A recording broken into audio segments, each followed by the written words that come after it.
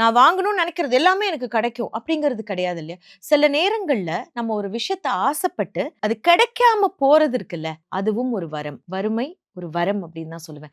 இன்னைக்கு என் குழந்தைகளுக்கு வந்து வறுமைய என்னால காட்ட முடியாது 100%. ஆனா, அந்த வறுமை எனக்கு சொல்லிக் குடுத்த பாடங்கள் என் குழந்தைகளுக்கு கிடைக்கல அப்படிங்கிற அந்த ஆதங்கம் வந்து எனக்கு கண்டிப்பா இருக்கு. ஆனா, இன்னைக்கு எல்லாமே ப்ரொவைட் பண்ற குழந்தைகளுக்கு அந்த ரெசிலியன்ஸ் கிடையாது. கிளாஸ்ல ஃப்ரெண்டு கிட்ட இருந்து பக்கத்து பெஞ்ச்ல டீச்சர் மாத்தி உட்கார வச்சிருக்காங்கம்மா. அதுவே தாங்கிக்க முடியல. நாளைக்கு பெரிய பெரிய மாற்றங்களும், ஃபெயிலியர்ஸும், நிராகரிப்புகளையும் எப்படி இந்த குழந்தைக வந்து தாங்கிப்பாங்க?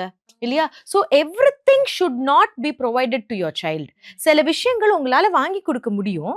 அந்த குழந்தைக்கு அது தேவதான். ஆனா உடனே வாங்கி குடுக்காதீங்க. கொஞ்சம் வெயிட் பண்ணி, ஏங்க ப்ரொலாங் விட்டு, பண்ணி. ப்ரொலாங் பண்ண அப்பதான் அதோட அரும வந்து அந்த குழந்தைக்கு தெரியும்.